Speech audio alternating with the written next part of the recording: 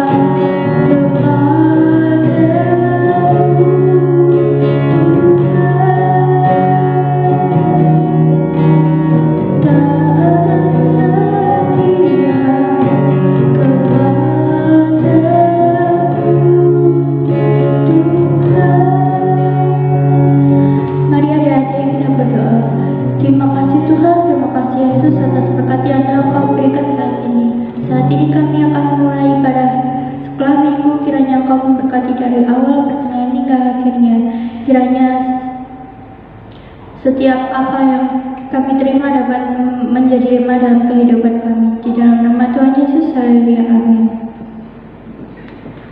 Oke, kita lanjutkan dengan pujian Cuit-Cuit Pau Pau Pau.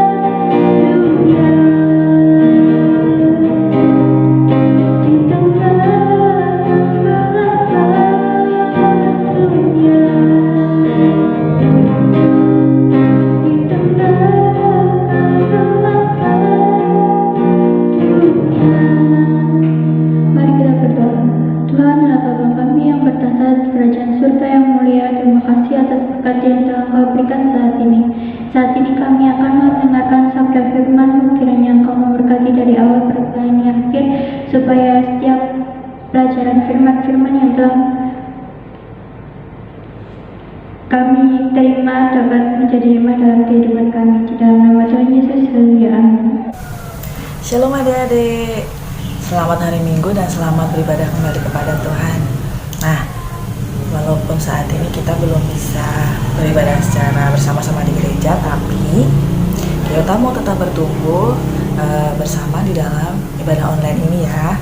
Mari kita gunakan kesempatan sebaik-baiknya untuk kita akan belajar firman Tuhan, memuji Tuhan di ibadah online ini. Nah, saat ini kita akan belajar bersama-sama firman Tuhan tentang kebiasaan yang baik dan kebiasaan yang buruk.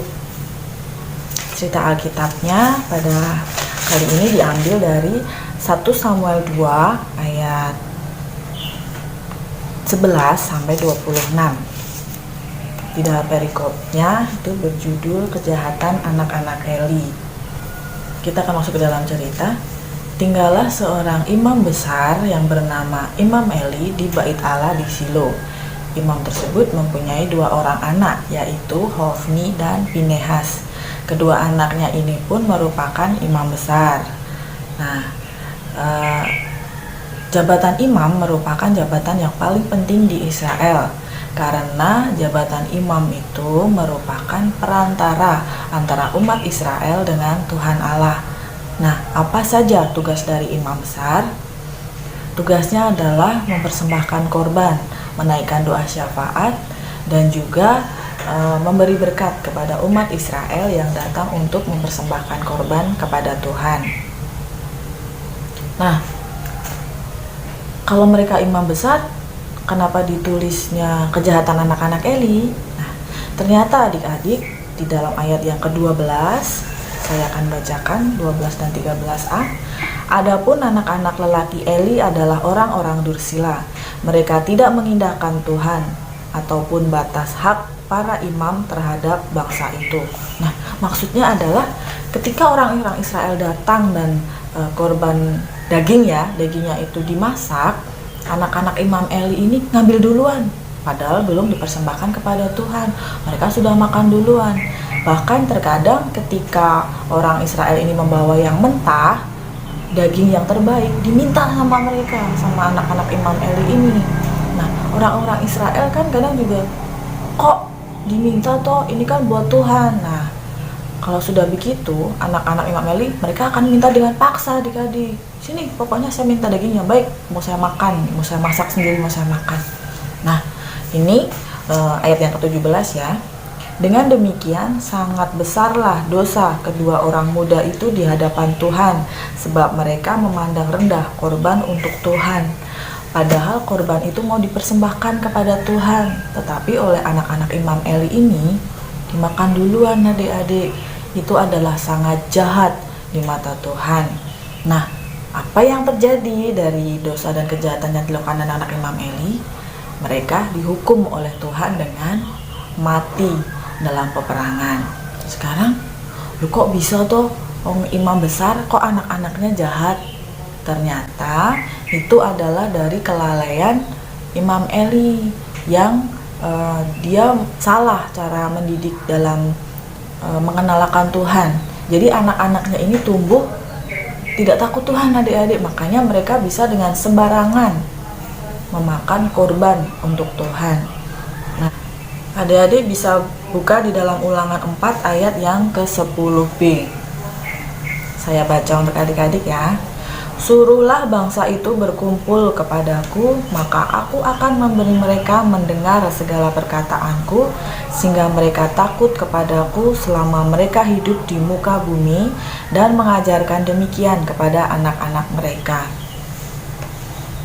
Dari cerita Imam Eli ini, ada 2 yang akan kita pelajari. Yang pertama, bahwa setiap orang tua Kristen dan guru Kristen diberi tugas yang penting. Apa tugasnya? Kami harus mendengar semua kata-kata dan peraturan Allah. Kami pun harus mengasihi Allah terlebih dahulu dan hidup takut akan Tuhan. Sehingga yang kedua, tugas yang kedua, kami sebagai orang tua Kristen dan guru-guru Kristen, kami harus mengajar anak-anak, adik-adik semuanya untuk mengasihi Tuhan Allah dan hidup takut akan Tuhan. yaitu harus melakukan semua perintah-perintah Tuhan. Itulah sebabnya kalau mungkin adik-adik di rumah atau ketika di sekolah sering mendengar orang tua atau guru berkata, jangan begini, jangan begitu, itu tidak boleh, ini tidak boleh. Itu semua adalah untuk mengajar kepada adik-adik semuanya. Tapi terkadang kita bosan ya, apa sih, tidak boleh begini, tidak boleh begitu terus. Tapi itu semua adalah untuk mendidik kita, mengarahkan kepada hal-hal yang baik. Walaupun kita ingin bebas, tapi tidak boleh ya, kita harus berjalan seturut dengan firman Tuhan.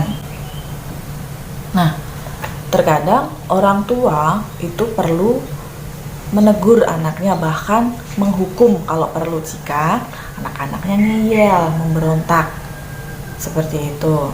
Sekarang kita akan masuk ke dalam kebiasaan yang baik dan kebiasaan yang buruk. Sebagai contoh ya adik-adik, seperti saat ini adik-adik mengikuti ibadah online.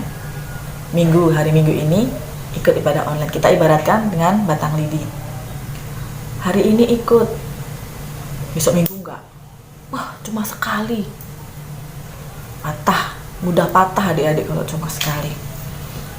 Tapi kemudian adik diingatkan, ayo kita harus ibadah online, harus sering, harus ikut supaya kita bertumbuh. Ya adik-adik ikut minggu ini, minggu depan ikut terus ya sampai menjadi sebuah kebiasaan. Selain itu di rumah, selama sekolah online di rumah, adik-adik rajin nih membantu orang tua, bangun pagi, mengatur tempat tidur, menyapu, cuci piring, apalagi ya, semua hal baik yang bisa dilakukan di rumah. Kemudian jadi sering adik-adik, nggak cuma sekali dua kali, sering kali setiap bangun seperti itu. Adik-adik kemudian karena sering di rumah jadi rajin baca Alkitab terus setiap hari. Kemudian jadi rajin berdoa. Nah, dan hal-hal yang baik itu sering dilakukan setiap hari, bertambah terus ya batang lidinya, kebiasaan baiknya batang lidinya ini bertambah terus. Juga kebiasaan untuk kita mengucapkan terima kasih jika diberi sesuatu, meminta maaf jika kita berbuat salah, dan meminta tolong jika kita perlu bantuan. Itu juga adalah sebuah kebiasaan yang baik. Adik-adik harus bisa mengucapkan itu, karena itu akan baik untuk kehidupan adik-adik di kemudian hari. Nah, ketika kebiasaan baik itu sering adik-adik lakukan dan menjadi sebanyak ini, apakah batang lidi ini mudah dipatahkan? Tidak ya, karena sudah menjadi kebiasaan tertanam di dalam kehidupan adik-adik. Nah, sekarang kalau tentang kebiasaan yang buruk, ayo ibadah online, nggak mau. Ini kebiasaan, sekarang jadi kebiasaan buruk. Nggak mau. Tidak mau ikut ibadah online. Tidak mau berdoa. Apa ada yang suka mencuri? Atau ada yang suka mengucapkan kata-kata kasar? Mengucapkan kata-kata kasar. Ada yang ngeyel. Ada yang suka berantem sama teman? Contoh yang kedua, ini adalah kebiasaan buruk. Ketika itu sudah sering kita lakukan, itu juga sulit untuk lepas dari kita adik-adik. Kita jadi terikat dengan kebiasaan yang buruk itu. Itu tidak akan baik. Itu akan menjadi dosa di dalam kehidupan kita. Apa akibatnya? Akan sama seperti anak-anak Imam Eli tadi. Akan dihukum oleh Tuhan. Nah, karena itu firman Tuhan saat ini yang mengingatkan kepada kita, mari kita mau berhenti dari kebiasaan-kebiasaan buruk kita mau berubah, kita mau menjadi anak-anak yang baik, melakukan kebiasaan yang baik, kita mau taat kepada Tuhan, kita mau mengasihi Tuhan, kita mau takut akan Tuhan, kita mau ingat ada hukuman Tuhan jika kita berbuat dosa. Bagi para orang tua, mari kita mau ajar anak-anak kita untuk takut akan Tuhan, berada di dalam peraturannya Tuhan. Kalaupun anak-anak perlu dihukum, dihajar, kita bisa memberikan itu jika itu untuk kebaikan mereka. Di dalam firman Tuhan pun berkata bahwa Tuhan akan menyesah setiap orang yang dikasihinya. Yang penting mari kita mau berada di dalam jalan yang benar. Bagi adik-adik yang mungkin ingat, oh iya aku punya kebiasaan buruk, aku suka ngeyel sama orang tua, aku malas belajar, selama sekolah di rumah malas mandi. Tidak boleh ya adik-adik. Mungkin banyak kebiasaan adik-adik, saya suka mengucapkan kata-kata kotor, suka marah-marah, suka tidak sabar kalau minta sesuatu. Nah, karena kita diingatkan saat ini, mumpung masih kecil, mari kita mau berubah. Kita mau lebih memperhatikan firman Tuhan, kita mau lebih takut akan Tuhan, kita mau taat, kita mau belajar sedikit demi sedikit, baca Alkitab setiap hari, berdoa setiap hari, kita mau mendengarkan nasihat orang tua, nasihat guru, kita ikut ibadah online supaya sama-sama bertumbuh, kita memuji Tuhan. Lagu-lagu yang adik-adik bisa nyanyikan itu. Mari kita mau melakukan kebiasaan-kebiasaan yang baik itu, ya. Nah, sekarang kita mau mengakhiri firman Tuhan saat ini. Kita mau berdoa ya. Kita berdoa bersama-sama. Kami mengucap syukur Tuhan untuk segala kebaikan-Mu dalam kehidupan kami.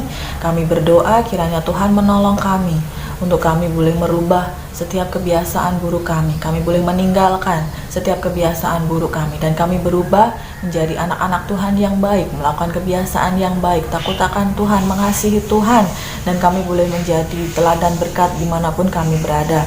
Ajari kami juga untuk taat nasihat orang tua dan guru-guru kami. Jadikan kami anak-anak yang baik, kami boleh bersahabat dengan semua orang, dan kami menjadi terang Tuhan dimanapun kami berada. Ampunilah setiap dosa dan kesalahan kami Bapa. Segala hal yang tak berkenan di hadapan Tuhan, ampunilah kami. Terima kasih Bapa di surga, kami serahkan kehidupan kami ke dalam tangan kuasa-Mu. Di dalam nama Tuhan Yesus, haleluya, amin. Oh ya adik-adik, tidak lupa kami segenap guru-guru sekolah minggu mengucapkan terima kasih untuk adik-adik yang senantiasa mengikuti ibadah online sekolah minggu GBI Shalom ini. Dan juga terima kasih karena minggu kemarin ada tugas yang diberikan dan adik-adik ada yang mengirimkannya. Terima kasih ya. Kami buat videonya, nanti adik-adik bisa menyaksikan gambar-gambar siapa saja yang sudah mengirimkan, dan ada bingkisan untuk adik-adik. Terima kasih senantiasa mengikuti ibadah ini bersama-sama dengan kami. Mari kita bertumbuh bersama-sama di dalam Tuhan. Kita mau jadi berkat dan terang dimanapun kita berada. Shalom, Tuhan memberkati.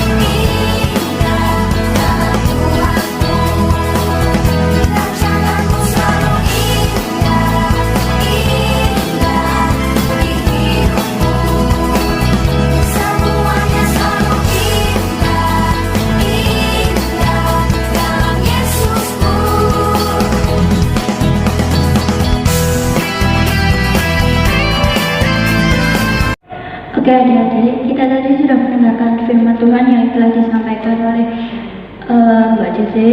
Kiranya firman tadi menjadi contoh dan teladan bagi kehidupan kita.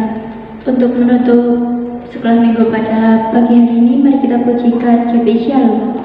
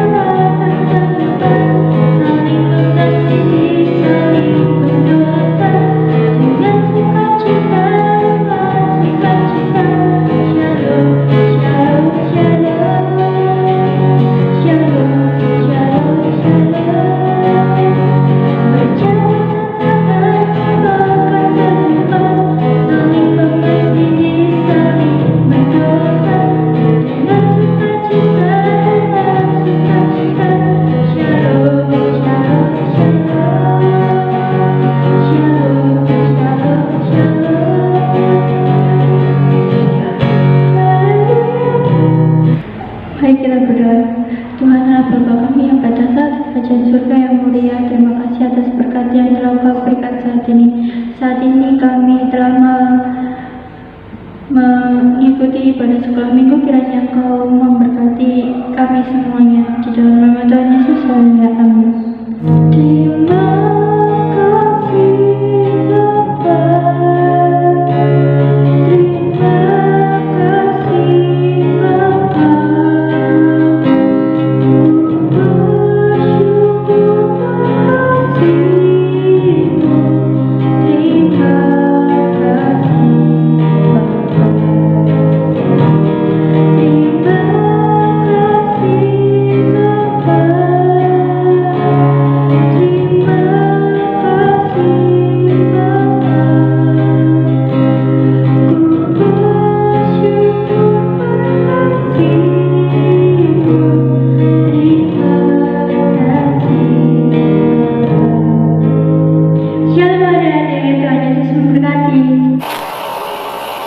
Halo teman-teman, di masa pandemi COVID-19 ini, mari kita juga menambahkan kebiasaan yang baik. Salah satunya adalah dengan berolahraga. Kalau saya suka bersepeda, teman-teman juga bisa melakukannya atau melakukan olahraga yang lain yang teman-teman suka. Jangan lupa menggunakan masker ya jika sedang bepergian. Sering-seringlah mencuci tangan, apalagi jika teman-teman dari luar rumah. Cucilah tangan sesudah melakukan aktivitas lainnya. Yang terpenting adalah cucilah tangan sebelum makan.